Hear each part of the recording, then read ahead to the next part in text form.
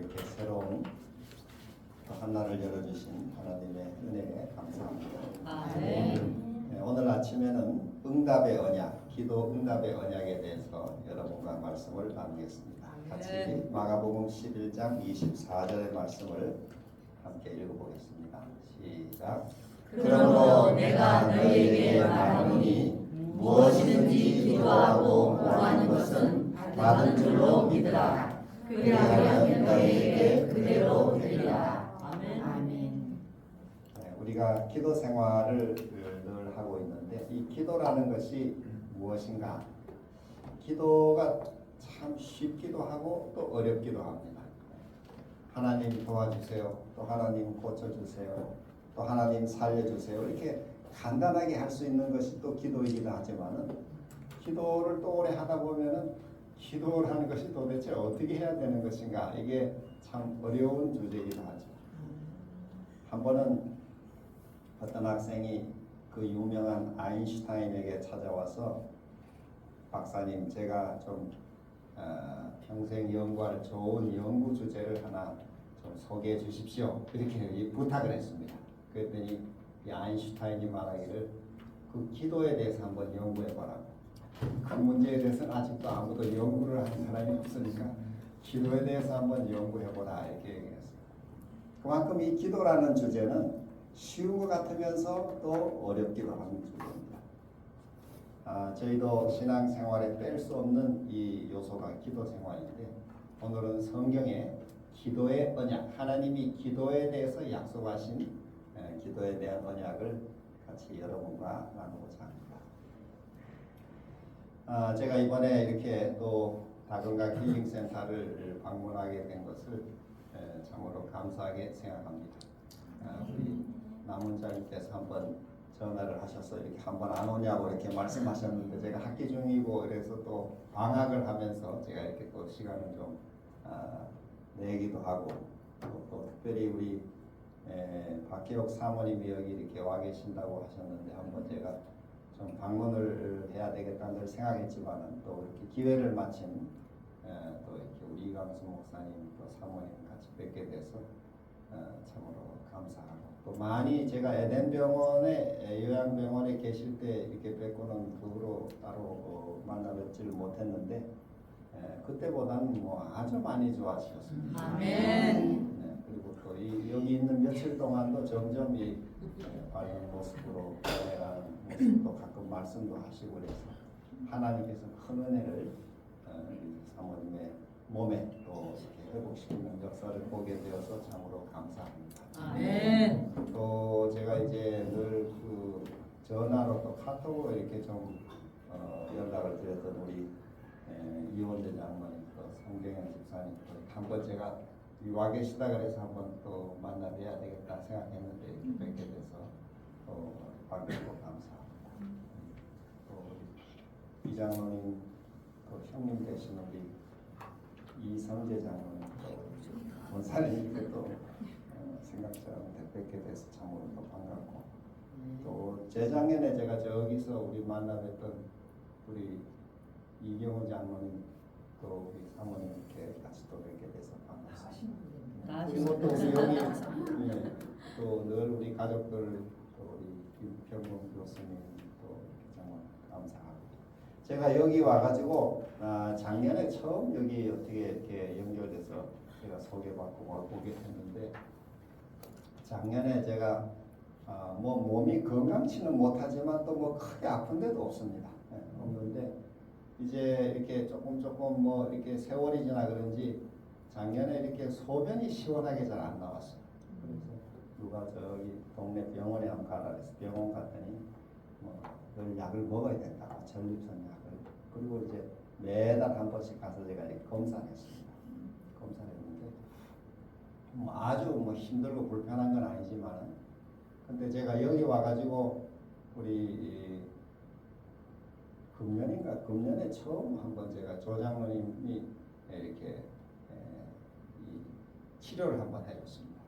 근데 제가 그때 이렇게 치료하는 그 부위를 잘 이렇게 보면서 그 후로 제가 집에 가가지고 매일 샤워할 때마다 그 전립선 부분을 한 서너 군데를 매일 마사지를 했어요. 마사지를 열심히 했더니 그 다음 병원 가니까 뭐 아주 좋아졌다는. 그래서 제가 그 후로는 제 약을 안 먹고도 불편하지도 않고 밤에 잘 깨지도 않고 이렇게 아주 좋아졌어요. 그리고 또 제가 여기서 배운 것들이 많이 있어요. 그래가지고 이 등 여기도 뭐 기본이라고 하는 등 있잖아요. 그리고 샤워할 때마다 제가 이렇게 한 100번씩 문질러요. 또 이 전립선도 늘 문지르고 이렇게 했더니 아주 좋아졌어요. 아멘. 우리 원장님 평생 연구하신 이 좋은 제가 이 것들을 많이 제가 배워서 활용하면서 건강이 많이 좋아지고 있습니다. 여러분들도 뭐 이미 다 건강이 회복되는 걸 체험하고 계시지만 또 이곳에서 정말 하나님의 주시는 치유의 은혜를 더 많이 경험하게 되시기를 간절히 기원합니다. 아멘. 그리고 또 하나님이 귀하게 또 쓰시고 계시지만 앞으로 더 크게 쓰셔서 또 계획하시는 모든 일들이 형통하게 또 잘 이루어지기를 기도합니다. 아멘. 또 이제 이달 다음 달 8월로 이제 정년을 하게 됐습니다. 어느덧 이렇게 시간이 흘러가지고 한국은 의무적으로 정년이 되면 이렇게 다 은퇴를 해야 됩니다. 미국은 이제 그런 나이 차별이 없는데 한국은 이제 그런 법이 있어가지고 그래서 이제 8월 지나고 나면 조금 더 시간 여유가 있고 뭐 한 5년은 또 강의를 계속 하긴 합니다만은 전보다 조금 시간 여유도 있고 그래서 제가 또 우리 여기 계신 우리 마 원장님과 또 힐링센터에 뭐 도움이 되는 일이 있으면 좀 돕는 일을 또 이렇게 좀 일단 기도하도록 하겠습니다. 아멘. 네, 오늘 아침 우리 같이 말씀 나누는 응답의 언약. 그동안 저희는 구원의 언약, 또 용서의 언약, 어제는 임재의 언약, 오늘은 이 응답의 언약, 기도 응답의 언약을 같이 오늘 생각해 보고 있습니다. 이 참 짧은 구절이긴 합니다만은 이 구절 속에 중요한 4가지 원리가 들어 있습니다. 첫째는 기도하고 구하는 것은 받은 줄로 믿으라. 그리하면 너희에게 그대로 되리라. 아멘. 이 우리 그 증언의 말씀에 보면 기도는 과학이다 이렇게 했어요. 사이언스다. 기도라는 것이 뭔 신비한 뭐 이렇게 어떤 이런 체험이 아니고 이 과학처럼 원리가 있고 또 그 원리가 맞으면은 결과가 오는 것이고 그래서 이 기도에 대해서도 우리가 조금 더 공부할 필요가 있습니다. 근데 오늘은 이 짧은 말씀을 가지고 함께 좀 생각해 보고자 합니다. 기도하고 구하는 것은 받은 줄로 믿으라. 그리하면 너희에게 그대로 되리라. 여기 4가지 단계가 소개되어 있는데 첫째, 기도하고 기도한다 하는 말은 원하는 것을 분명히 하는 것입니다. 우리 기도 생활이 좀 이렇게 기도는 드리지만 뭐 기도 생활에 별 도움이 나는 하나님의 도움을 많이 못 받고 있다 이렇게 하시는 분들은 그 원인 중에 하나가 기도하는 그 내용이 불분명한 것입니다. 내가 무엇을 하나님께 구하는지 내 자신도 뭐 분명히 잘 모르는 거예요. 하나님 다 잘 되게 해주시고 뭐 좋은 거 주십시오. 이렇게 막연한 기도는 이 응답을 기대하기가 어려워요. 왜냐하면 내 자신이 벌써 막연하기 때문에 하나님이 응답을 해주셔도 그게 응답인지 알 수가 없어요. 그래서 우리 기도 생활을 하실 때 이 기도에 내가 하나님께 정말 간절히 기도하고 있는 것이 무엇인지를 내 스스로 먼저 정리가 돼야 돼. 내 속에서 이게 분명해야 돼. 누가복음 18장에도 어떤 사람이 밤중에 찾아왔는데 그 사람이 대접할 음식이 없었어요. 그래서 이웃집에 가서 떡을 빌리러 갔어요. 밤에 문을 두드렸더니 그 이웃집의 사람이 우리가 다 누웠는데 일어나 주기가 곤란하다. 아침에 오라. 근데 이 친구가 막 계속 두들겼어요. 왜냐하면은 자기를 위해 두드린 게 아니고 지금 이렇게 배가 고파 기진맥진해 온 그 친구를 먹이기 위해서 이웃을 위해서 끈질기게 요구한 것입니다. 그랬더니 이 옆집에 이 사람이 아주 귀찮아서 저 사람이 물러갈 것 같지 않아가지고 귀찮아서 일어나 떡을 줬다 이렇게 했는데 거기 이 사람이 가서 요구할 때 떡 좀 주시오 이렇게 요구하지 않고 떡 3덩이를 내게 좀 달라 이렇게 했어요. 이런 것이 구체적으로 기도하는 것입니다. 우리가 기도할 때 하나님께 원하는 바를 분명하게 구체적으로 분명하게 구하라는 것입니다. 아멘.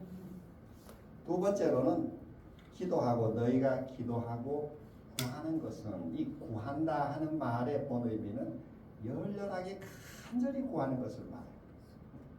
우리 기도 생활이 좀 이렇게 힘이 없는 이유 중에 하나는 기도를 건성으로 하는 경우가 있어요. 습관적으로, 형식적으로.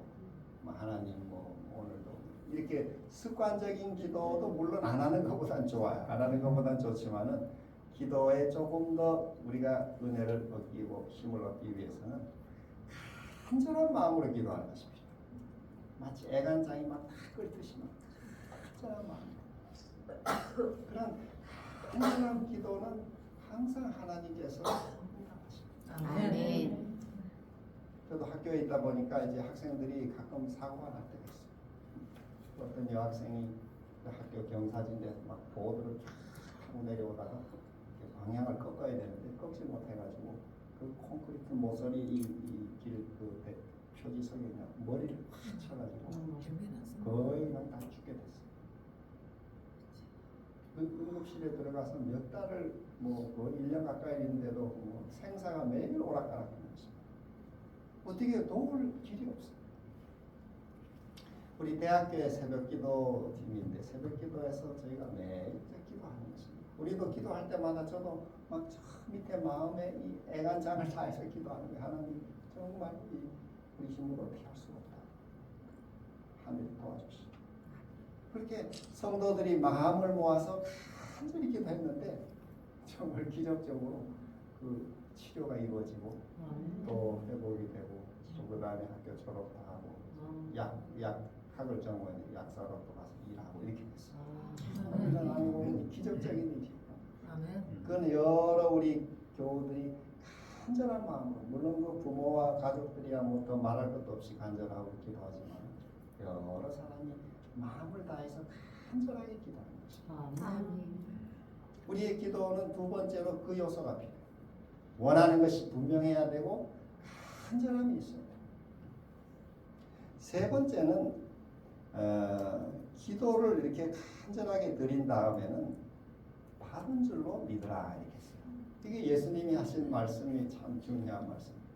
그러므로 내가 너희에게 바라노니 무엇이든지 기도하고 구하는 것은 받은 줄로 믿으라.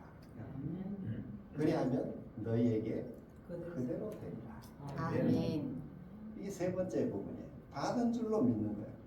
근데 이제 우리 기도 생활에서는 받을 줄로 믿는 경우는 있어요. 하나님 해주실 거야 이렇게 받을 줄로 믿는 건 있지만은 이미 받은 것으로 믿는 믿음을 활용하는 분들은 그렇게 많지 않은 것 같아요. 저도 그렇죠. 저도 기도하고 어떤 기도를 드린 다음에 정말 이게 하나님께서 이걸 해주실 수 있을까? 이거 정말 제대로 하나님이 이거 이렇게 응답이 올까? 이렇게 의심할 때가 있어요.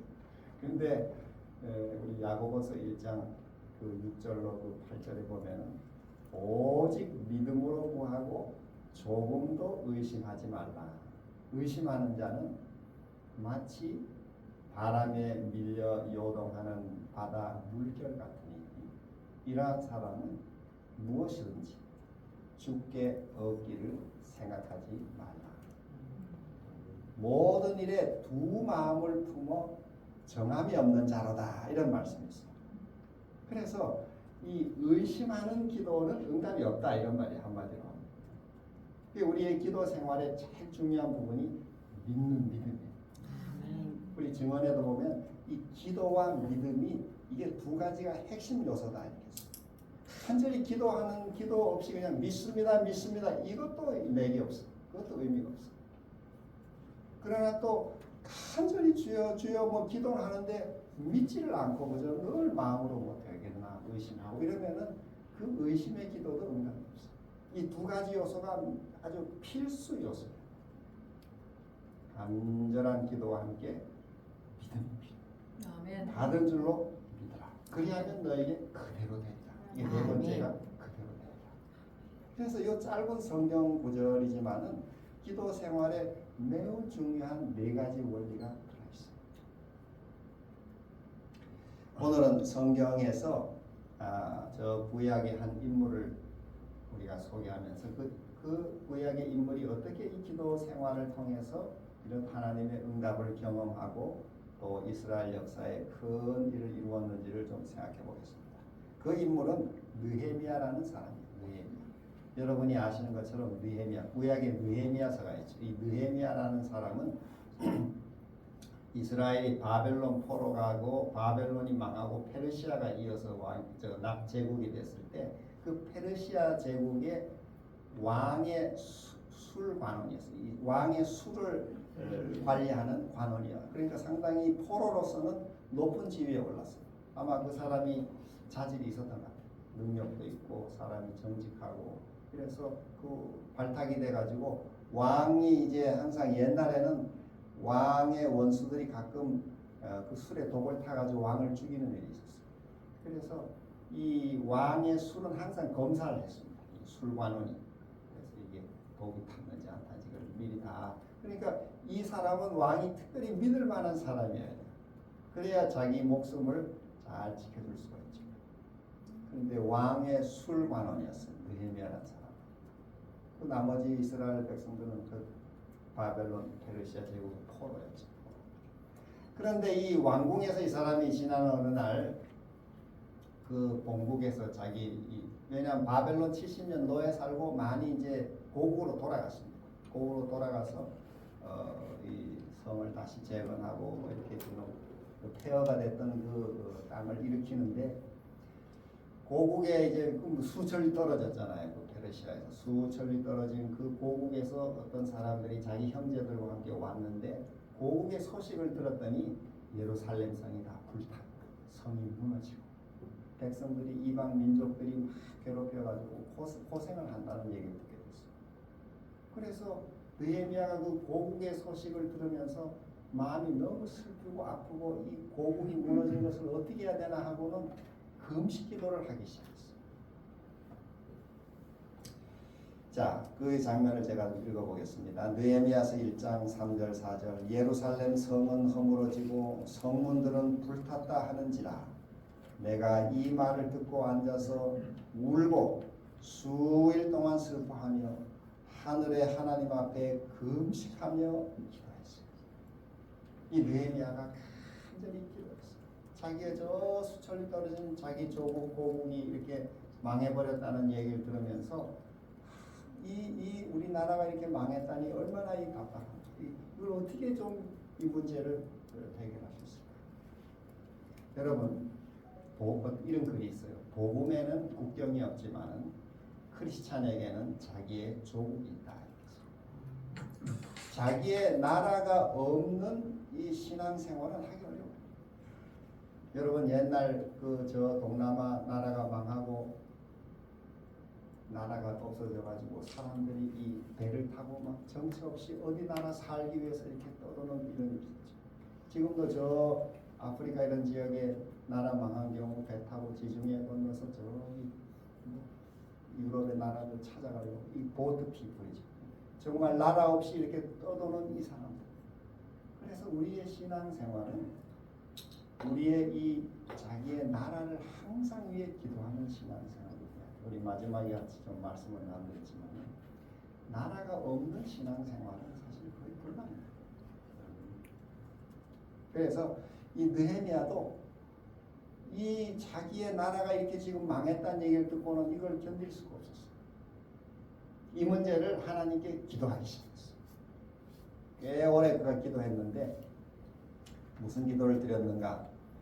1장 11절에 보면 주여 구하오니 귀를 기울이사 종의 기도와 주의 이름을 경외하기를 기뻐하는 종들의 기도를 들으시고 오늘 종이 형통하여 이 사람 앞에서 은혜를 입게 하옵소서. 이거는 뭐냐면 이 사람이라는 건 그 아하수에로 왕 앞에 내가 좀 은혜를 받게 해주십시오. 내가 지금 왕의 술 책임자로 있는데 이 기회를 활용해서 내 이 고국을 조국을 일으킬 수 있는 어떤 길을 좀 열게 해주십시오. 그가 구체적으로 기도했어요. 간절히 기도했어요. 여기 보면은 한 40일 이렇게 기도했어요.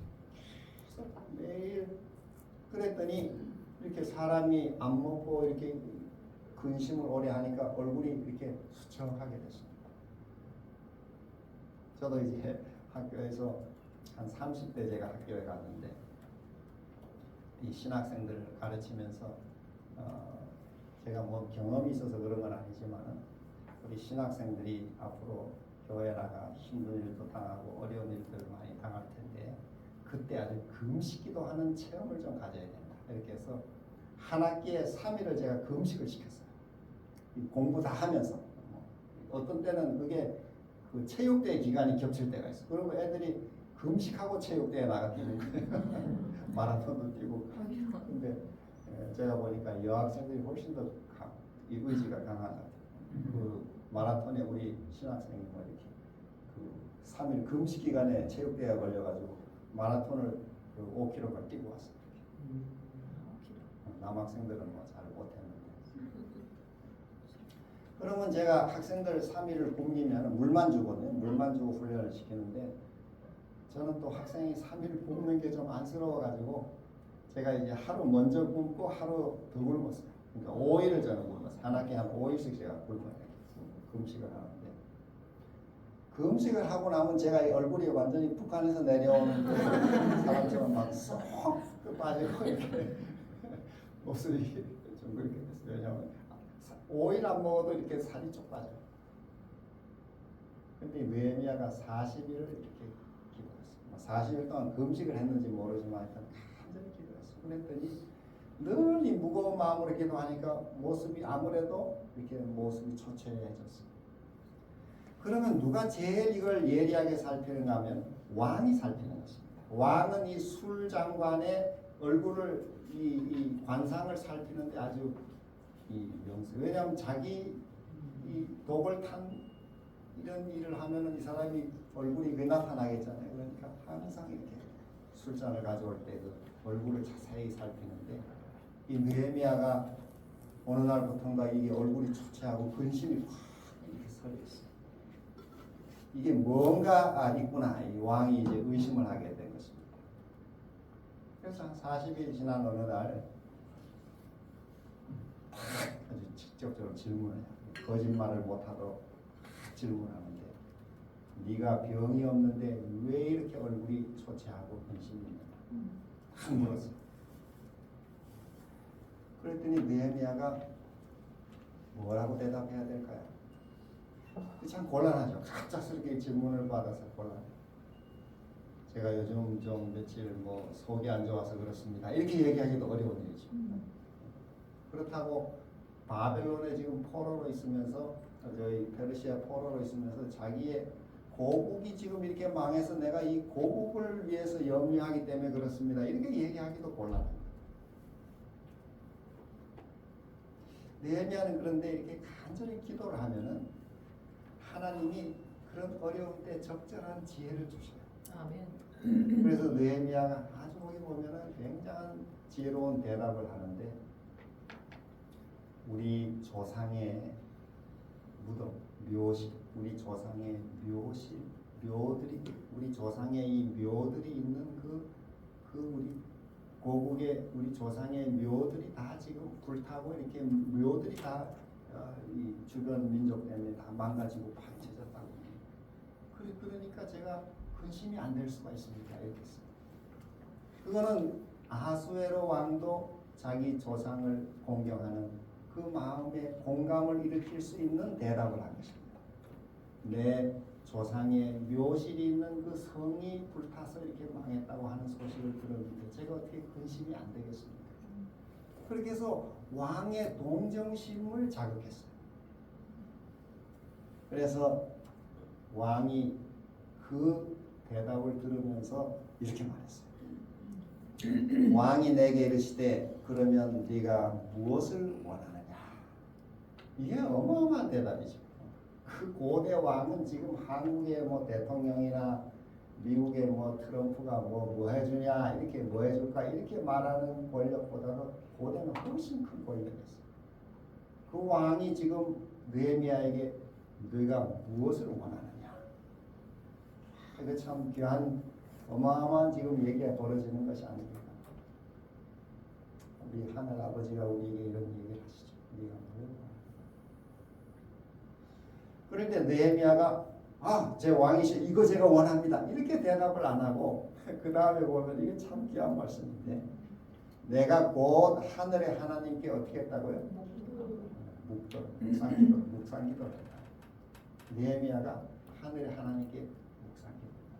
지금 왕이 그렇게 너무나 귀한 기회를 지금 주고 있는 그 순간에 느헤미야 거기서 또 왕이시여 제가 좀 하나님께 기도해보고 대답하겠습니다. 이렇게 말할 수 있어요? 없어요? 왕한테. 그렇게 할 수 없죠. 그 앞에서 내가 저기 가서 기도하고 오겠습니다. 이렇게 할 수가 없는 그 짧은 순간에 마음속으로 하나님께 기도했다. 참 저는 귀한 말씀이라고 생각해요. 이거는 평소 느헤미야의 삶이 늘 기도하는 삶을 산 것을 보여주는 것입니다. 이 짧은 구절들이.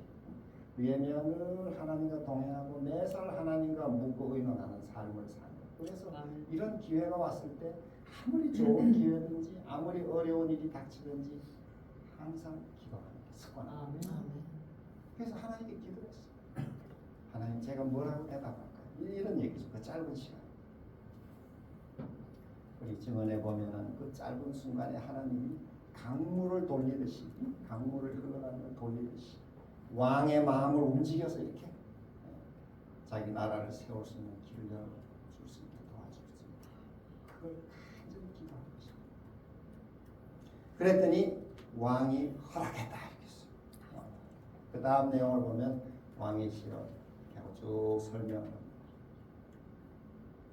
제가 이렇게 그러면 네가 뭘 원하느냐? 제가 좀 고국에 돌아가서 제가 고국을 위해 좀 일할 수 있는 기회를 주시면 좋겠습니다. 그래서 서로 기한을 정하고 이제 그 허락을 받아내는 이야기. 참 이게 오늘날로 말하면 어마어마한 이야기죠. 한 나라를 살리는 어마어마한 이야기. 그러면서 느헤미야가 구체적으로 요구를 했습니다. 우리가 기도에 구체성이 필요하다고 그랬는데 여기 왕에게 아뢰되 이렇게 말합니다. 왕이 만일 좋게 여기시거든. 이게 좋은 화법이에요. 대화의 좋은 방법이에요. 이거 해주세요 이런 게 아니고 왕이 만약 이게 괜찮으시면 이런 거죠. 상대에게 항상 권한을 주는 것입니다. 왕이 기뻐하시면 왕이 좋게 여기시면 저 강 서쪽 총독들에게 내리시는 조서를 내게 주십시오. 이게 요즘 말로 말하면 비자를 달라는 거예요. 이게 수천리 길을 가야 되기 때문에 거기 여러 나라들이 있어요. 그 나라를 통과하려면은 오늘날로 말하면 비자가 있어야지. 그 비자 없이 그냥 가면 네가 누구냐 이러면 증명할 수가 없잖아요. 그러니까 왕의 비자가 필요하다는 것을 요구하는 것입니다. 비자를 좀 받게 해주십시오. 그 다음에 참 중요한 얘기가 또 왕의 삼림 감독 아삽에게 조서를 내리사 그가 성전에 속한 영문의 문과 성곽과 내가 들어갈 집을 위하여 들보로 쓸 제목을 내게 주게 하옵소서 하며 이거는 자기가 만약에 왕이 허락해서 예루살렘에 간다면은 그 예루살렘을 다시 일으키려면 거기 많은 목재가 필요하고 건축에 필요한 여러 재료들을 이 느헤미야는 오래전에 많이 생각을 해놨어요. 그래서 기회가 갑자기 왔을 때 그 이야기를 차근차근 이렇게 얘기하는 것입니다. 이거를 오늘 우리 신앙생활에 적용하면은 우리가 어떤 일을 할 때 하나님께 그저 막연하게 기도만 하는 것은 전부가 아니에요. 기도와 함께 하나님이 만약 길을 주신다면 그 일을 위해 철두철미 준비하는 것이 필요해요. 옛날에 독일이 통일되기 전에 물론 독일 교회들이 기도회도 많이 하고 뭐 이렇게 했지만 그 중에 이 독일 통일에 크게 기여한 사람이 헬무트 콜이라고 하는 당시 총리였어요. 이 독일 수상 총리였어요.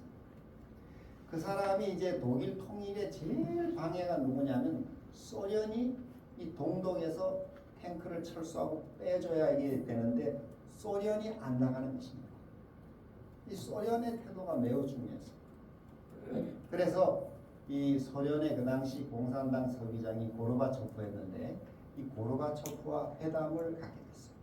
이 헬무트 콜 총리와 고르바초프가 저 모스크바에서 이제 회담을 갖게 됐는데 콜 총리가 이 고르비에 대해서 많이 욕을 했어요. 그래서 이 고르바초프가 뭘 좋아하느냐? 이 고르바초프가 자기 고향 저 스타보르폴이라고 하는 자기 고향의 그 오솔길을 걷는 걸 참 좋아한다는 걸 알아냈어요. 그래서 그 오솔길 이름까지 알아냈어요. 제가 그 이름을 지금 잊어버렸는데 그 오솔길 이름을 그가 알고 고르비에 대해서 많은 이렇게 공부를 해가지고 가서 만났어요. 만났는데 모스크바에서 회담이 잘 안 됐어요. 고르바초프가 동독에서 철수할 자기 소련군을 철수시킬 마음이 별로 없었어요. 그래 회담이 잘 안 되고 할 때 이 좀 그 콜 총리가 제안을 했어요. 우리가 이 모스크바 여기서 이렇게 회담하지 말고 당신 고향 그 스타보르폴에 가서 그 오솔길 이름을 대면서 우리가 그 길을 걸으면서 좀 우리가 얘기합시다.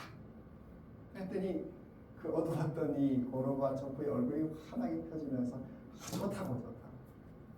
그래서 이 두 사람이 이제 다시 그곳으로 장소를 옮겨가지고 그 대화하면서 그 어려웠던 세 가지 그 난제가 다 타결이 됐다는 거예요. 독일에서 소련군을 빼고 철수하고 이렇게 해서 통일의 아주 중요한 단서를 말합니다.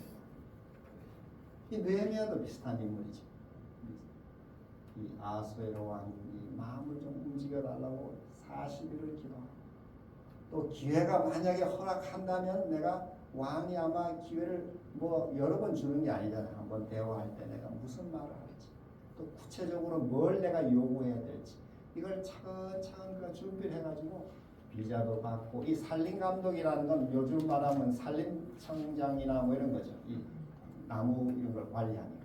그래서 이게 레바논 지역의 백향목을 이제 100에 허락해달라 그러니까 그 레바논 지역은 이 페르시아 왕궁에서 수천리 떨어진 곳입니다. 요즘에는 인터넷이 있으니까 레바논과 가까운 산림청장이 누군가 검색하면 사람도 찾지만은 이 아삽이라는 사람의 이름을 찾아냈습니다. 아삽. 이거는 느헤미야가 보통 준비를 많이 한 게 아니에요. 저 레바논 수철 떠진 그 레바논 예루살렘 가까운 그 레바논의 산림 감독 아삽에게 명령서를 내리셔서 그 제목을 제가 마음껏 좀 쓸 수 있게 허락해 주십시오. 정말 철두철미하게 준비했어요. 그랬더니 그 다 허락한 것입니다. 그래서 그걸 들고 와서 예루살렘을 이제 재건하기 시작한 거죠. 그 처음 와가지고 생자 아무도 모르는 이 이스라엘 백성들에게 이렇게 하지 않고 그러니까 밤에 노새를 타고 그 밤에 성을 살펴봤어요. 그랬더니 너무 성이 무너져가지고 그 다음에는 이 노새가 지나갈 길이 없어 걸어서 성을 타고 왔어요. 3-4km 되는 성들을 돌아보니 완전히 폐허가 되었어요. 그래서 현장 답사를 자세하게 하고 나서 그 다음에 이스라엘 지도자들에게 그 상황을 아주 그림처럼 묘사했더니 이 사람들이 다 놀랐어요. 어떻게 이 느헤미야가 저 수천 리 밖에 있던 왕궁에 있던 사람이 이렇게 우리 상태를 잘 아냐 이렇게 설득이 됐어요. 그리고 우리가 이렇게 망한 이걸로 이방 사람들에게 수치를 당하지 말자. 우리가 다시 힘을 모아서 일어서자 이렇게 국민 청화를 이뤄낸 거예요. 그래서 그 마음들이 쫙 모아져가지고 성을 다시 쌓기 시작했는데 여러분 그 다음 느헤미야 3장 보면 어느 사람은 성 어디에서 몇 겹이 쌓고 누구는 거기 한 40여 명 인물을 하나하나 다 열고 있어요. 누구는 1000겹씩 쌓고 누구는 자기 문 앞에서 어디까지 쌓고 이렇게 해서 성 전체를 다 맡겼어요. 근데 어떤 부자들은 거기에 참여하지 않았어요. 그래서 그 사람들도 우리가 써놨어요. 암흑의 그 위에 부자들은 성 쌓는 일에 참여하지 않았다. 그거를 비난하지 않았어요. 그러나 기록으로는 남겼어요. 큰 재건하는 사람 다 자기 역할을 얼마큼 했다는 걸 다 자세히 기록했어요. 그래서 결과가 어떤 결과가 나왔냐면은 느헤미야 6장 15절에 보면 성벽 역사가 52일 만인 엘루월 25일에 끝났다. 아멘. 이거 굉장한 이야기입니다. 여러분이 나중에 한번 느헤미야서를 읽어보시면 성을 찾기 시작하자 이방 민족들이 와서 방해를 시작했어요. 처음에는 뭐 별 존재가 아닌 줄 알았는데 막 성이 척척척 쌓아지는 걸 보고 이렇게 쌓으면 이제 우리가 다 이제는 곤란해지겠다 해서 이방 족속들이 모함 편지도 쓰고 왕에게 보내가지고 이 사람이 지금 이스라엘의 왕이 되려고 합니다. 이렇게 모함 편지가 들어가기도 하고 그 다음에 또 자기 이스라엘 사람 간의 분열이 일어났어요. 왜냐하면은 부자들이 고리대금을 해가지고 가난한 사람들이 막 먹지 못하고 그래서 찾아오 느헤미야 찾아오 우리도 다 같은 민족인데 이렇게 우리가 종으로 팔려서 같은 민족이 고생할 수 있는 그 문제도 100일조를 내겠어요. 100분의 1을 내서 가난한 자들 다시 돌고 내부의 분열, 외부의 공격 많은 것들을 막아내면서 낮에도 밤에도 창을 들고 또 그 연장을 들고 밤낮으로 지키면서 일을 하고 이렇게 해서 그 성이 52일 만에 그 예루살렘 주변 큰 성을 완성했다. 이게 세계 역사에서 찾아보기 드문 성공 사례. 성공. 52일 만에 성이 완성됐어요. 2달도 안 돼서. 이게 그래서 이게 성경 신앙인뿐 아니라 이 느헤미야의 이런 이야기는 일반 세상의 리더십 연구에도 매우 중요한 이게 교재로도 쓰여있어요. 어떻게 그런 리더십을 발휘했느냐. 오늘 여기 우리가 기도 주제와 관련해서 우리가 기도로 시작합니다. 기도로 진행, 기도로 완성할 뿐 아니라 거기에 철두철미 준비했었다. 그래서 역사를 이루어내는 것입니다. 오늘 우리의 신앙생활에서도 기도 생활에 좋은 교훈을 배우게 됩니다. 다시 정리하면 우리 그러므로 내가 너희에게 말하노니 무엇인지 기도하고 하는 것은 구체적인 분명한 기도를 가지라. 내가 기도할 때 이게 좀 막연한가요? 한번 내 자신에게 먼저 물어보세요. 내가 정말 하나님께 기도하는 게 뭔지. 그걸 구체적인 기도를 분명한 기도를 드리라. 여러분이 어디 백화점에 가시든지 뭐 가게에 가시든지 이 물건을 주세요 하고 이렇게 사지. 여기 백화점에 좋은 물건 다 주십시오. 이렇게 사면 점원이 줍니까 안 줍니까? 줄 수가 없죠. 이게 뭘 달라는지가 분명치 않아요. 이렇게 구체적으로 요구를 하셔야 돼요. 이건 내가 필요하고 이건 내가 필요하고. 첫 번째. 그 다음에는 그것을 간절히 구하라는 거예요. 간절히. 그냥 건성으로 뭐 기도드리고 또 이렇게 의심하고 이러지 말고 간절히 여러분의 마음을 다해서 막 애간장이 녹듯이 간절한 마음을 기도하면 하나님께서 우리 간구를 들으십니다. 아멘. 그리고 세 번째 중요한 것은 그렇게 기도하신 다음에 이게 하나님의 뜻에 맞는 기도다 이렇게 여러분이 확신하시면은 기도를 그렇게 간절히 드린 다음에는 받은 것으로 믿으셔야 돼요. 이게 이제 믿음이 필요해요. 이게 좀 쉽지 않은 부분이에요. 그냥 뭐 믿습니다 이렇게 소리 지른다고 믿음이 생기지 않아요. 이 기도 생활의 중요한 부분이고 세 번째 부분인데 저도 이렇게 기도 드린 다음에 기도 실험을 할 때가 제가 자주 있어요. 기도 실험. 하나님의 약속을 하고 기도를 드리고 실험하고 할 때 어떤 때는 좀 신기할 정도로 기도가 하나님 응답하시고 이게 정말 내가 되겠는가 이러고 이제 믿고 기도를 드린 다음에 믿음과 의심 사이에 이 생각이 왔다 갔다 할 때가 있어요. 그러나 하나님의 약속을 제가 붙잡고 믿음으로 이렇게 믿음을 갖고 기다리면 그게 실제로 그대로 되는 것입니다. 이번에 정말 이게 일반 사람이 보면 이제 기적이라고 볼 수밖에 없는 일이죠. 그렇게 하나님이 응답을 하시는. 근데 성경에서는 이게 원리예요. 이게 사이언스. 그 원리대로 들어가면 결과가 나오는 것입니다. 그래서 이 세 번째 부분이 참 중요한데 제가 이 세 번째 부분과 관련해서 제가 이 예수님의 생애를 잘 묘사한 글을 제가 하나 읽어드리겠습니다. 예수님의 제자들은 예수께서 한적한 곳에서 그분의 아버지와 교통하면서 여러 시간을 보내시는 것을 자주 목격하였다. 예수님께서는 고된 하루를 마감하는 그 시간에 여러 시간 하나님과 기도하시고 돌아오실 때 제자들은 예수님의 얼굴에서 평화의 모습, 곧 전신을 휩싸는 듯한 상쾌함을 보았다. 예수님은 아침마다 하나님과 더불어 여러 시간을 보낸 후에야 사람들에게 하늘의 빛을 전하기 위해 나가셨다. 제자들은 예수님의 말씀과 사업의 능력이 그분의 여러 시간의 기도와 관련이 있다고 결론지었다.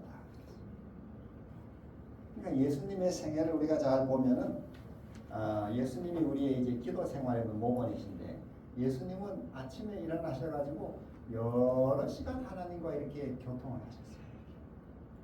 영어로는 hours of prayer, 여러 시간 교제하셨어요. 그리고 예수님은 또 이렇게 사역을 하시다가 가르치고 병자를 고치고 이렇게 하시다가 또 한적한 곳에 들어가셔서 여러 시간 하나님 아버지와 이렇게 교제를 나누셨어요.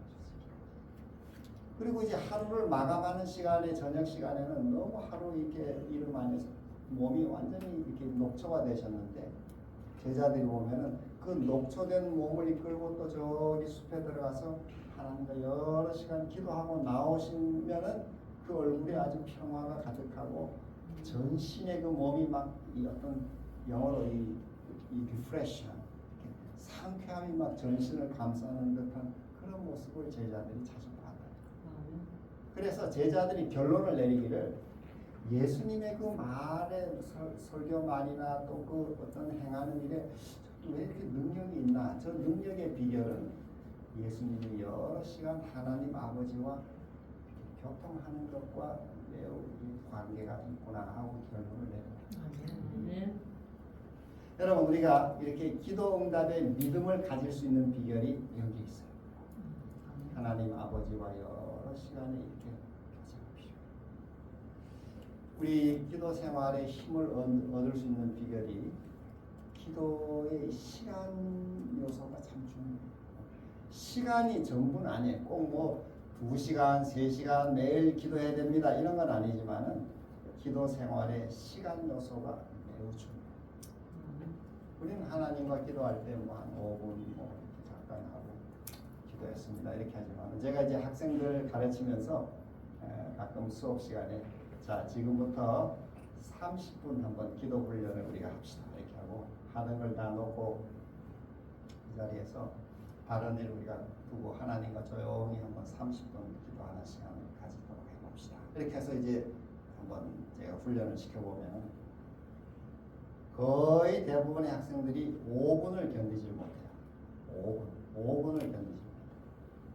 이렇게 가만히 하나님과 교제하고 이렇게 가만히 있는 시간을 견디지 못해요. 그래서 금방 부스럭부스럭 뭐 성경책 펴고 뒤적뒤적해서 성경책 보고 이렇게 하지 조용히 있는 시간을 견디지 못해요. 기도 생활은 하나님 앞에서 고독을 이기는 훈련이라고 해요. 조용히 하나님과 함께 조용히 앉아있는 이게 사실은 훈련이 필요해요. 이 고독을 이기는 훈련을 거쳐야 영적인 힘이 생기게 돼 있어요. 정신적 힘이 생기게 돼 있어요. 그 감옥을 다녀온 분들 제가 이렇게 간증하는 걸 들어보면은 한 분이 그 어떤 목사님이 이렇게 간증을 했어요. 자기가 감옥에 들어갔는데 감옥의 죄수들이 제일 무서워하는 데가 어디냐면은 징벌방이라고 해요. 징벌방. 감옥에 징벌방이라고 있습니다. 징벌방에 보내는 걸 제일 무서워합니다. 거기 너 징벌방 보낸다 이러면은 막 사정하고 뭐든지 말을 듣는다는 거예요. 근데 한 번은 그 감옥에 죄수들이 너무 많이 들어와가지고 이분이 징벌방에 가게 됐어요. 그래서 나는 이제 죽었구나.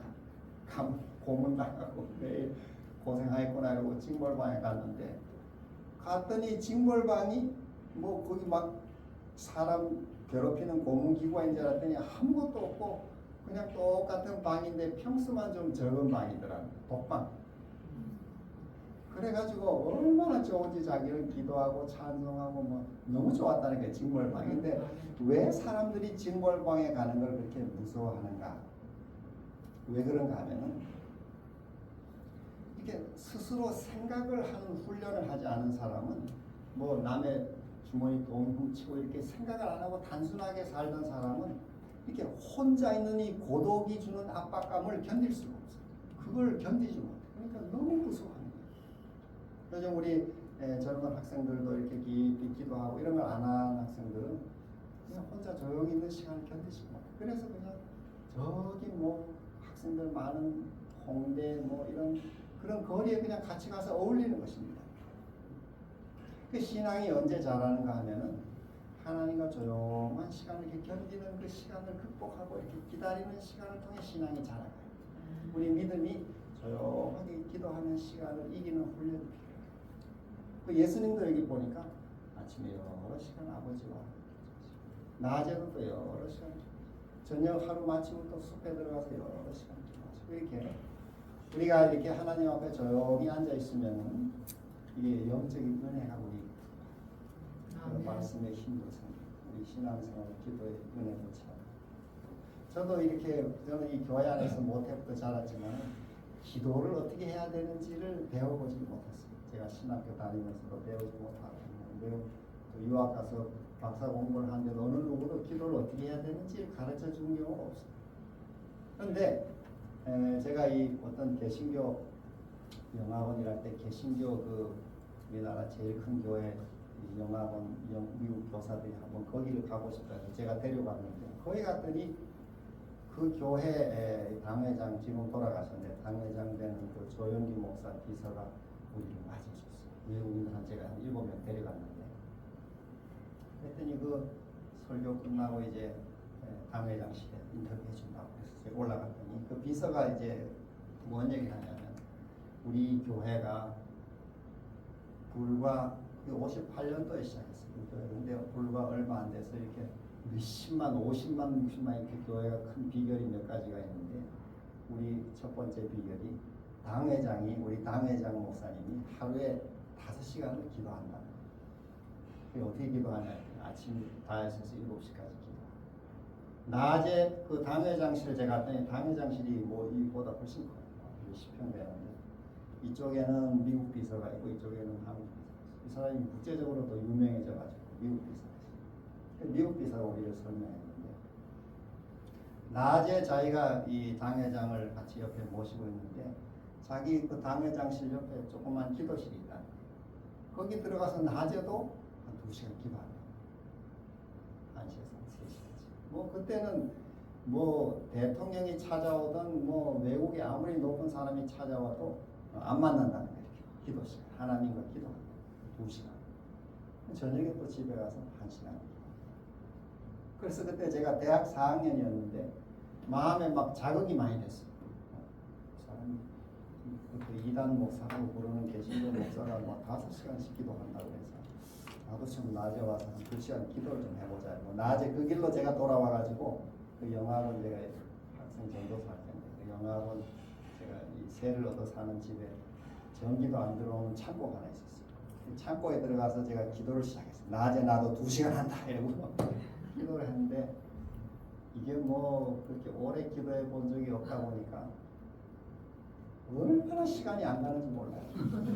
제가 2시간을 이렇게 마음에 딱 결심하고 들어가서 2시간 되기 전에는 내가 하늘이 무너져도 일어나지 않는다. 이러고 이제 결심하고 들어갔는데 뭐 저희 가족, 일가, 친척 또 뭐 우리 화폐, 교회, 연합회, 뭐 지회, 세계, 우리 남북한 또 세계 뭐 이렇게 5대양 6대주를 다 기도했어요. 제가 다 기도했는데 이렇게 많이 기도했으면 한 3시간은 지나갔을 것 같다 하고 이렇게 제가 시계를 보니까 30분도 안 돼요.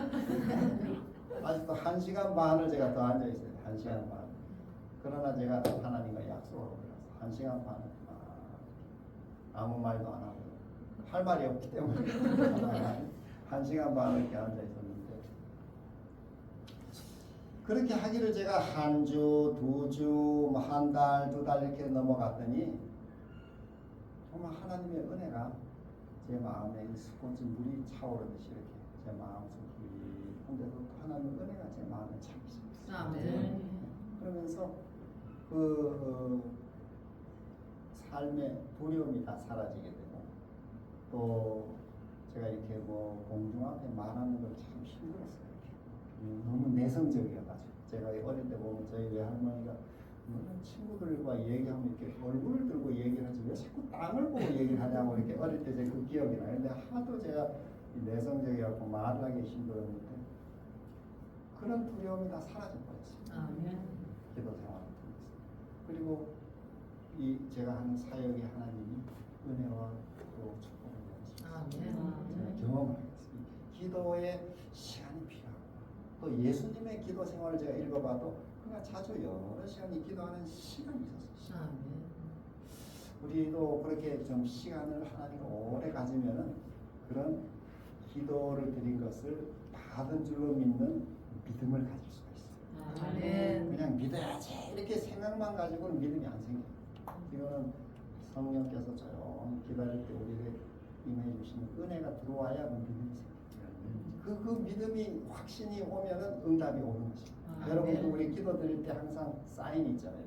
이 기도는 응답이 왔구나 하는 사인은 마음의 평안과 그렇게 확신이 오는 거예요. 그러면은 걱정이 없어져. 이거는 다 이루어졌다. 아멘. 그래서 기도 생활의 이 중요한 이 내용은 바로 간절히 또 구체적으로 그러하면은 좀 그 기도를 오래 가지고 있어요. 하나님 앞에서. 그러면은 하나님이 확신을 주시고 받은 줄을 믿게 하시고 그 다음에는 그대로 된다. 아멘. 이 축복이 우리 생활에 가득하기를 바라면서 말씀을 마치겠습니다. 아멘. 오늘